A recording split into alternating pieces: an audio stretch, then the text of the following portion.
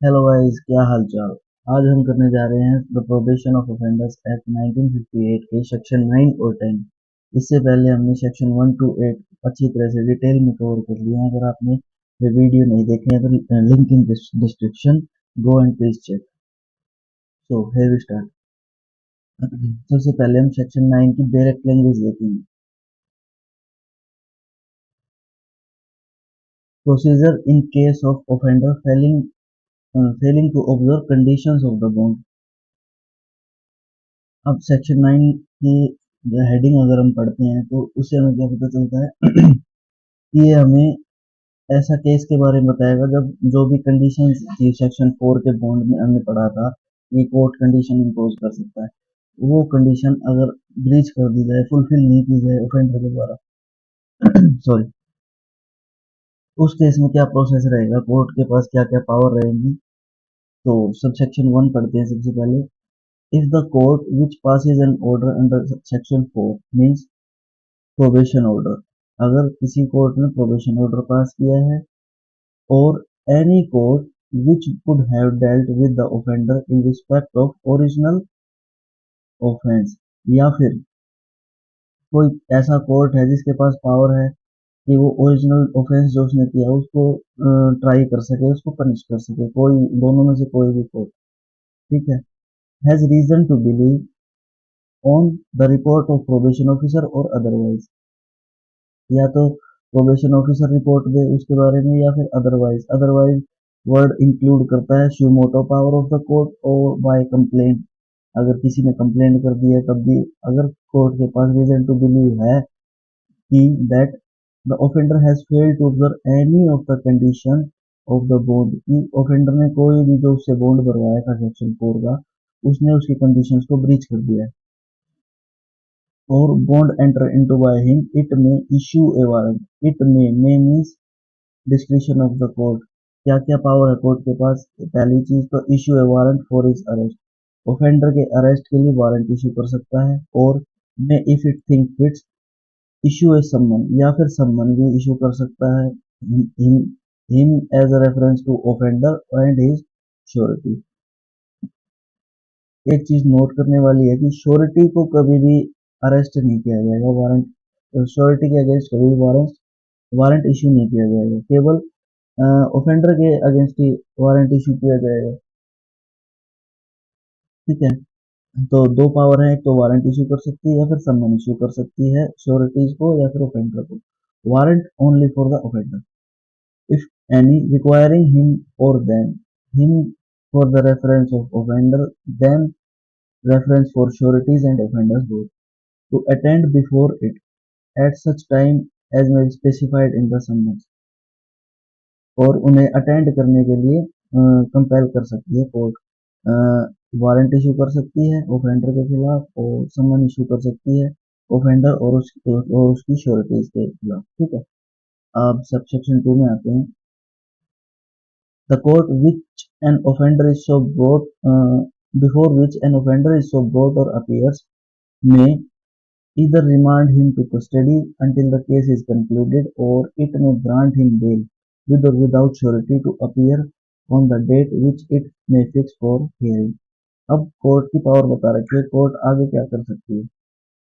The court before which an offender is so brought, या तो warrant issue किया था अरेस्ट का, उसको अरेस्ट करके लाया गया, या फिर सम्मन इशू किया गया था और वो अपीयर हो गया, ठीक है। नहीं, या तो उसको कस्टडी में डाल सकती है, कोई भी कस्टडी हो सकती है, जुडिशियल कस्टडी होगी यहाँ पे, जुडिशियल कस्टडी में डाल सकती है until the case is concluded, और इट में ग्रांट इन बेल, या फिर उसको बेल देके भी छोड़ सकती है, ठीक है। बेल बॉन्ड कैसे हो सकते हैं, विद श्योरिटी भी हो सकते हैं, विदाउट श्योरिटी भी हो सकते हैं, on the description of the court. अब सब सेक्शन 3 पे आते हैं। If the court after hearing the case is satisfied that the offender has failed to observe any of the condition of the bond or bonds entered into by him, it may forthwith। यहाँ तक हमें क्या समझ में आता है कि भाई ऑफेंडर ने किसी भी कंडीशन का ब्रीच किया तो प्रोबेशन ऑफिसर ने रिपोर्ट दी, या फिर अदरवाइज श्यू मोटो या फिर कंप्लेंट आई कोर्ट के पास और कोर्ट सेटिस्फाई कोर्ट को बिलीव करने का एक रीजन मिला, रीजन टू बिलीव है कोर्ट के पास कि ओफेंडर ने कंडीशन को ब्रीच किया, तब क्या है या तो समन इशू करके बुलाएगी ओफेंडर को, उसकी श्योरिटी को, या फिर ओफेंडर को अरेस्ट वारंट, ओफेंडर के अगेंस्ट अरेस्ट वारंट इशू करके उसको कंपेल करेगी कोर्ट में आने के लिए। उसके बाद एक हियरिंग होगी। हियरिंग होने तक या तो उसको कस्टडी में रखेगी कोर्ट, या फिर बेल भी ग्रांट कर सकती है। अब जब कंक्लूड हो गया केस आफ्टर द हियरिंग और कोर्ट इज सेटिस्फाइड कि in reality the condition was not fulfilled by the offender, it may forthwith at that time may means discretion of the court। तो कोर्ट के पास क्या power है, क्या क्या कर सकती है? पहली चीज तो है sentence in for the original offence, जो भी उसने ओरिजिनल ऑफेंस किया था उसके लिए उसे सेंटेंस कर देगी। और where the failure is for first time, अगर फेलियर पहली बार हुआ है then without prejudice to the continuance in force of the bond. इस चीज का मतलब है कि जो बॉन्ड उससे भरवाया गया था प्रोबेशन ऑर्डर पास करते हुए, जो security for keeping good behaviour का जो बॉन्ड भरवाया गया था, उसको ना छेड़ते हुए, मतलब विदाउट प्रेजुडाइज, उसको कोई फर्क ना करते हुए impose upon him penalty not exceeding 50 rupees. तो 50 रुपीज की मैक्सिमम उसके ऊपर पेनल्टी भी लगा सकते हैं। इसको हम सबसेक्शन 4 के साथ पढ़ेंगे। सबसेक्शन 4 क्या कहता है? If a penalty imposed under clause B of subsection 3 is not paid without such period as the court may fix। Court ने क्या करा? 50 रुपीज तक की एक पेनल्टी फिक्स करी और एक टाइम फिक्स करा। उस टाइम के अंदर अंदर ऑफेंडर को 50 रुपीज की पेनल्टी पे करनी थी। तो उस टाइम के अंदर अंदर अगर वो नहीं कर पाया देन द कोर्ट ने sentence him for the original offence. तो कोर्ट क्या कर सकती है? उसको ओरिजिनल ऑफेंस के लिए सेंटेंस भी कर सकती है।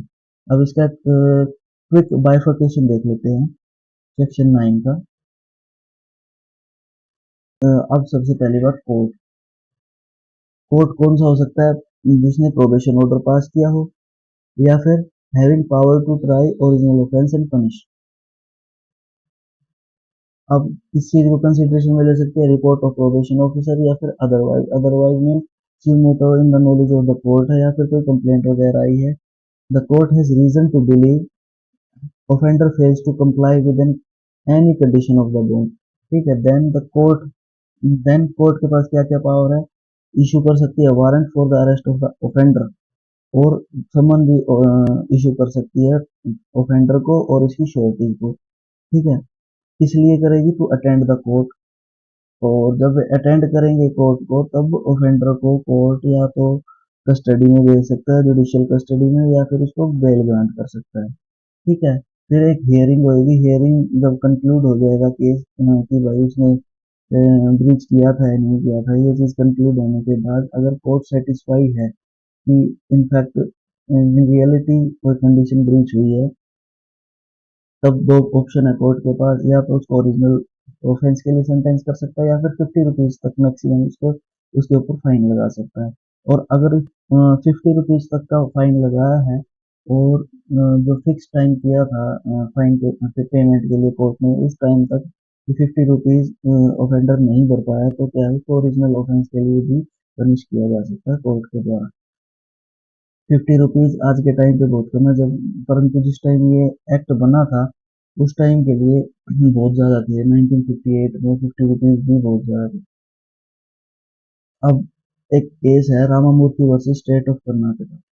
सिंपल सा केस है, इसमें कुछ नहीं था ज्यादा। इसमें इन्होंने सिर्फ यही बताया था कि जो भी कंडीशन फुलफिल नहीं होती है तो जो भी प्रोसेस फॉलो किया जाता है सेक्शन 9 में ही दे रखा है इस एक्ट पे। It was observed by the Honorable Supreme Court that probation really results in suspension of sentence, as the person released on probation is required to execute a bond under the provisions of the Act acquiring maintenance of good conduct during the period of probation। ठीक है, किसी भी बंदे को अगर हम probation पे छोड़ते हैं तो हम उससे बॉन्ड एग्जीक्यूट करवाते हैं गुड बिहेवियर का, उसको प्रोबेशन पे छोड़ने के लिए। The failure to do so on his part will find him into prison again. और अगर वो किसी भी कंडीशन को फुलफिल करने में समर्थ नहीं है तो क्या है, ये रिजल्ट करेगा उसकी इम्प्रिजनमेंट में, उसको वापस जेल में भेज दिया जाएगा।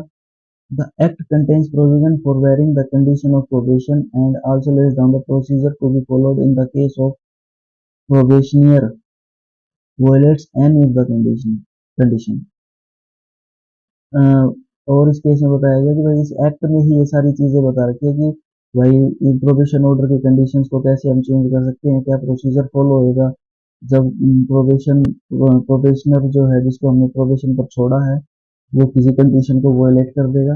और ये कहाँ दिया गया है, it is itself contain under section 9 of the act. ठीक है। Now we come to section 10।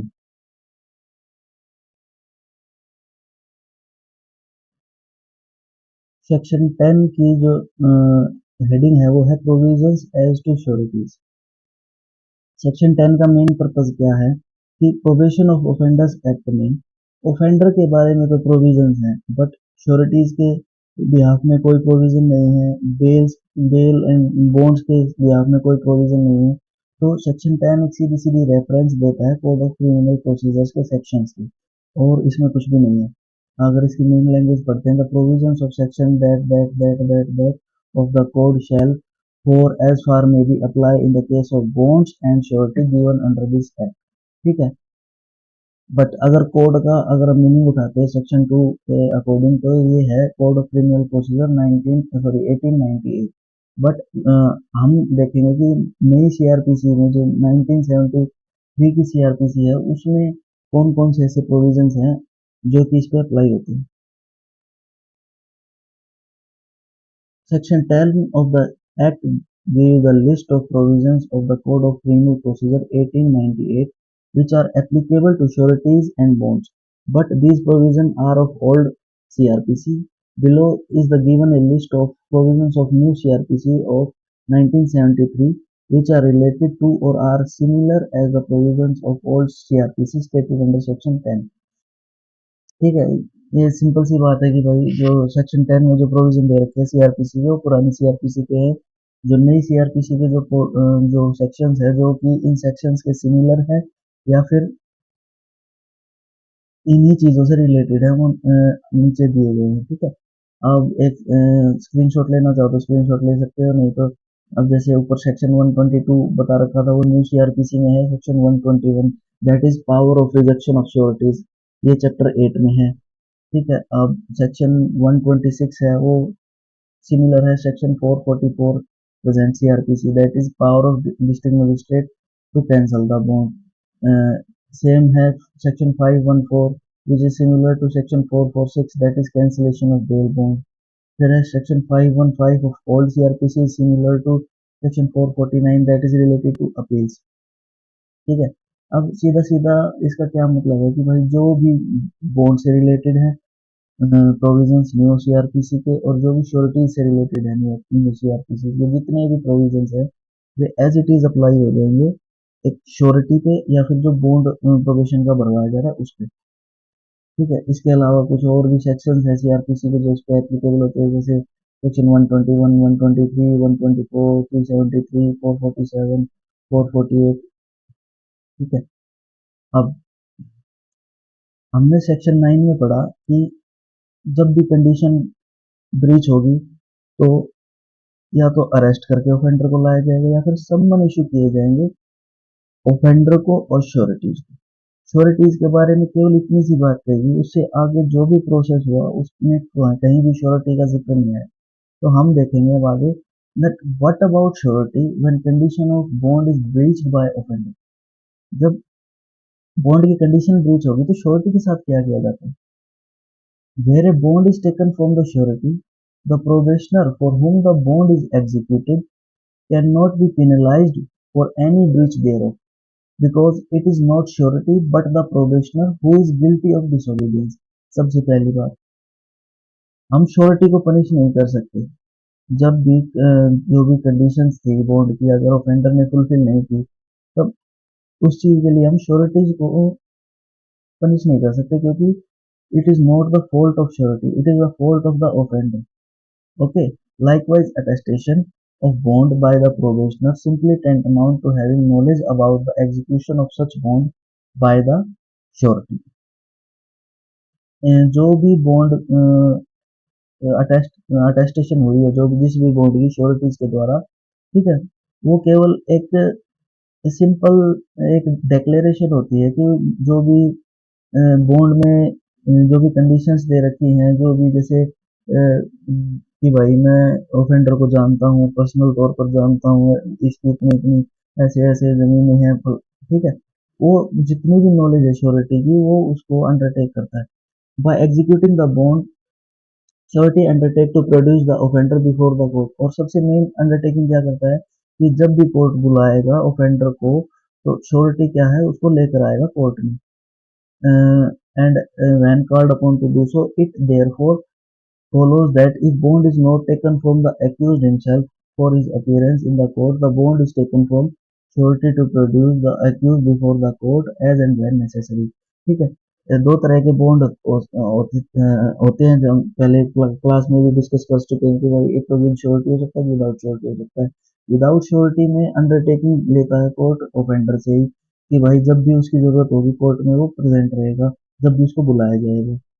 और विद श्योरिटी में क्या होता है कि जो कोर्ट में एक्यूज को प्रेजेंट करने की अंडरटेकिंग है वो एक्यूज से ना लेकर श्योरिटी से ली जाती है। ठीक है, it must be stated that the bond executed by surety for appearance of the offender in particular court ceases to be operative in the event of the transfer of the case to another court। अगर या तो offender breach करे कोई condition या फिर case एक court से दूसरे कोर्ट में ट्रांसफर हो जाए, तो क्या है जो भी बॉन्ड उसने भरा था श्योरिटी में वो क्या होता है सीज हो जाएगा, खत्म हो जाएगा। The law does not empower court to order arrest of surety.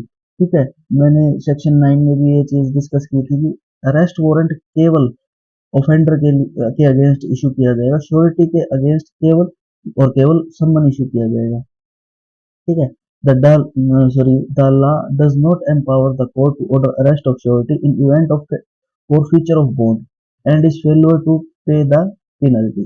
At the most, the court may after issuing him a show cause notice, तो केवल और केवल कोर्ट क्या कर सकता है कि शो कॉज नोटिस दे सकता है जो श्योरिटी है उसको, और जो भी पेनल्टी थी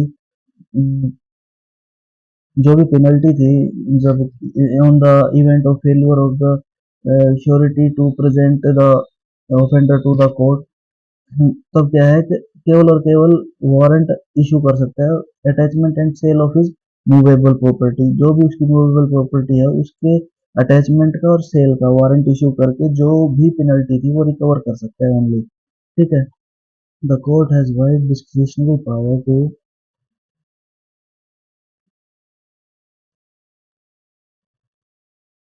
limiting any portion of penalty. जो भी पेनल्टी कोर्ट ने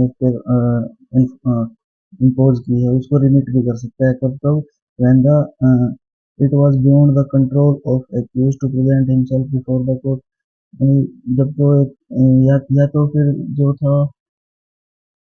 कब कर सकती है, या तो जब एक्यूज जो भी था, जो ऑफेंडर था उसके कंट्रोल के बाहर थी चीजें। ठीक है, या फिर दूसरी चीज ये थी और उसके साथ साथ कोई भी नेग्लिजेंस नहीं था उसके खुद के पार्ट पे या फिर श्योरिटी के पार्ट पे। So that was section 9 and 10 of the Probation and Offenders Act 1958। Hope you like the video. If you like the video, please subscribe my channel and do share. Thank you. Have a nice day.